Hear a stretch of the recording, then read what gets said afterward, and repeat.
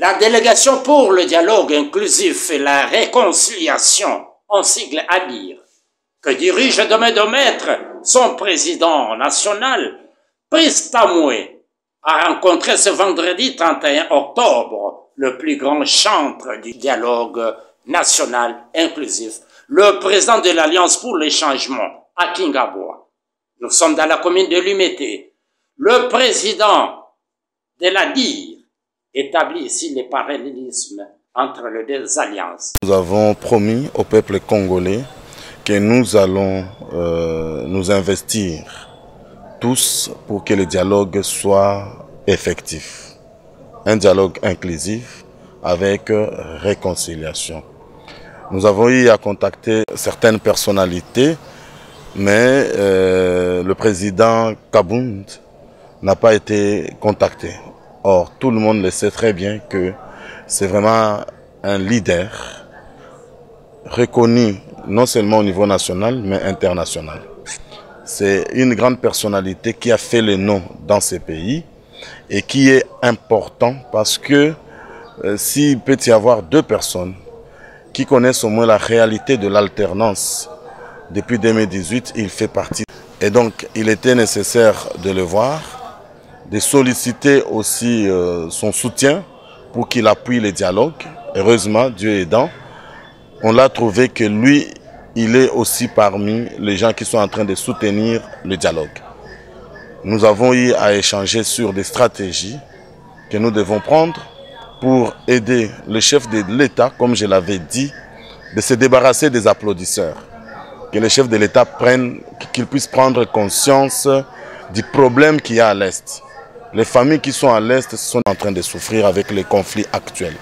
Nous devons faire un break. Nous devons créer une ligne de démarcation à partir d'aujourd'hui et se dire le Congo de demain ne doit pas être le Congo que nous avons aujourd'hui.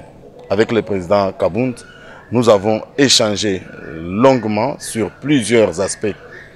Mais ce qui compte est que les gens doivent retenir qu'il est très important pour le moment à tout celui qui sait qu'il aime le Congo, il est patriote, de s'aligner pour soutenir toutes les actions qui seront menées pour le bien de la population congolaise. Et le bien ne peut que partir du dialogue. Nous n'avons rien comme intérêt en gardant ces conflits. Nous nous sommes battus, nous avons tout fait, mais c'est le moment de dialogue. Nous ne sommes pas là pour critiquer ce qui a été fait, parce que nous ne sommes pas des experts en sécurité, mais nous voulons voir un peuple uni, un peuple qui veut aller de l'avant, un peuple développé. Je réitère encore ce que j'ai dit il y a 48 heures au chef de l'État, à son Excellence, Monsieur le Président de la République, le garant du bon fonctionnement des institutions. C'est le moment ou jamais pour vous, Monsieur le Président de la République, de vous débarrasser des mauvais conseillers. Nous sommes en train de calculer le nombre de jours.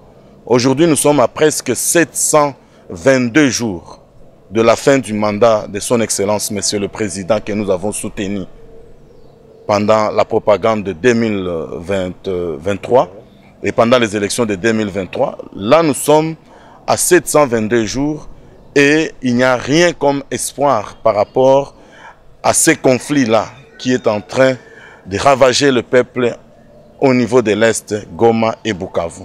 Nous avons des parents à l'Est, nous avons nos grandes familles à l'Est, nous avons des Congolais à l'Est, nous avons un peuple qui a besoin d'avoir aussi la paix. C'est cette paix que nous sommes en train de rechercher. Nous n'allons pas croiser les bras. Aujourd'hui, nous sommes avec le président Kabound. Demain, nous avons d'autres descentes que nous allons effectuer pour mobiliser toute la classe politique. Je demande vraiment aux politiciens, à la société civile, à tous ceux qui sont impliqués, donc tous ceux qui peuvent s'impliquer pour que nous ayons une solution, qu'ils s'impliquent. S'il y avait moyen, si j'étais le bon Dieu, s'il y avait moyen d'arrêter cette guerre en date d'aujourd'hui, je devais l'arrêter déjà.